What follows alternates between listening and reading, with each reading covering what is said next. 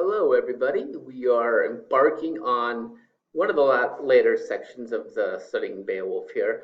We're going to read this essay by J.R.R. Tolkien on Beowulf called The Monsters and the Critics.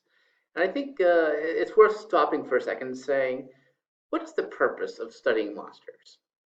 Um, I think people, if you sign up for the course, you think it's kind of cool, and I think it's probably like the number one reason to study these things.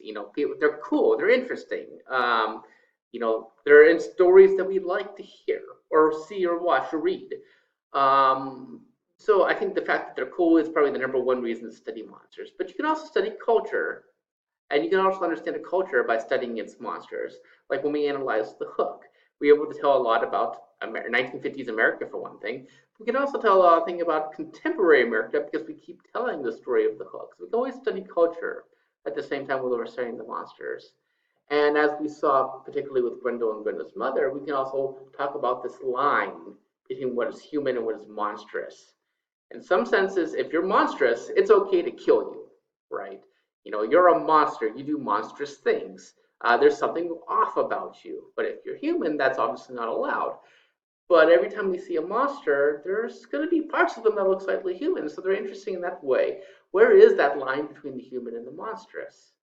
And finally, we also, through studying monsters, get that vicarious thrill of breaking a prohibition.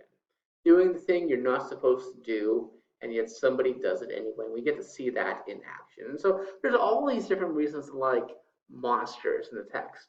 The thing is, if you look at the history of people reading the poem of Beowulf, they did not like the monsters. Because here's the thing, people started studying the poem in the 19th century. Before that, actually, we had the manuscript. It existed. Nobody knew Old English. It's one of those things that people had forgotten how to do it. It actually took a lot of philologists and a lot of medievalists decades to figure out what the poem was even saying.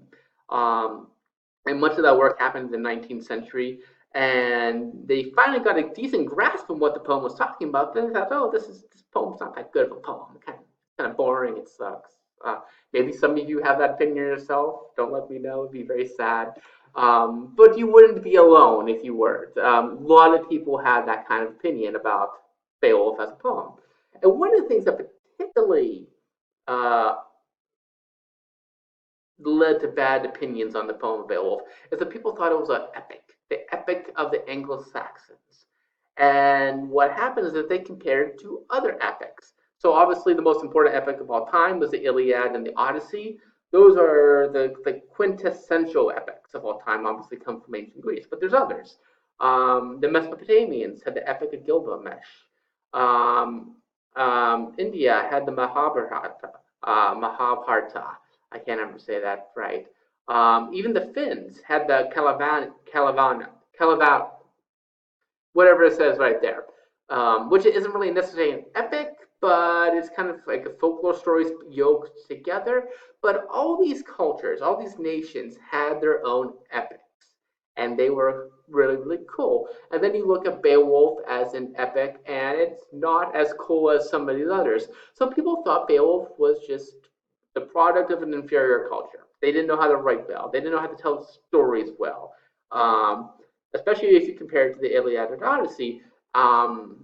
And it's good for various historical reasons. So you could look at Beowulf and it's like, okay, this tells us some history about the Danes and the Geats. It gives us some family genealogy. It tells us about the Anglo-Saxon culture. It's good about the language. But in terms of poetry, in terms of something you would want to read on its own, nobody thought it was decent. They thought it was awful. The digressions, all that jazz. They didn't like it. And then Tolkien comes along, and I told you before he thought Beowulf was his favorite poem. He thought it was the cat's meow, and he studied Anglo-Saxon. He studied Old Norse. He studied all these ancient languages his entire life. He comes around, J.R.R. Tolkien, and he says, you know what? I love this poem. Everybody's wrong. It's an awesome poem, but you have to make an argument for that. Incidentally, that's what you guys have to do for your short essays. You have to make an argument about some point. This essay is a fantastic example of literary criticism because Tolkien is going to take a position that the idea that the poem sucks, and he's going to present arguments for why it doesn't suck. In fact, he will present arguments for why it happens to be great literature. And particularly, one of the arguments that he is reacting against came from this guy, W.P. Kerr, who was a very famous, very good medievalist.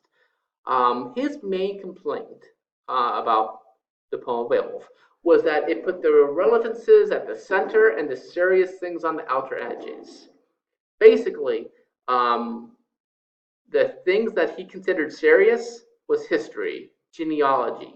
He wanted to know more about that stuff, and he got irritated because the Beowulf poet spent so much time talking about monsters. And his basic attitude, as you can tell, is that the monsters are not important. They don't do anything for them. They just take up space when what I really want to know is about the Danes and the Geats and the Swedes. What happens? Give me more details about what happens when Hrothgar is basically slaughtered by the Heathobards. He wanted those details, and he thought the monsters were just taking up space. And he thought this was a fundamental flaw in the poem. The monsters took up so much space, but the important stuff, like history and genealogy, that's on the outer edges of the poem. That is the primary contention that Tolkien wants to counteract. Anyone who says it is inaccurate. Um, and so what Tolkien has to do, if he's going to actually defend Beowulf as a poem, he also has to defend the monsters, the literary value of those monsters and his in the poem. And he's going to do it in a way that we really haven't seen before in this class. He respects Kerr's opinion. Speaks very admiringly about Kerr, which is also a good rhetorical move to make when you're making an argument. And he does admit that there's some question of taste involved. Um, Beowulf is about the idea of doom. Greek tragedy is about the idea of fatal flaw, if you ever had to read Greek tragedy. And a lot of these medievalists grew up thinking Greek drama was the pinnacle of literary achievement. And then you have Beowulf, which is not about fatal flaws per se, it's about this idea of doom.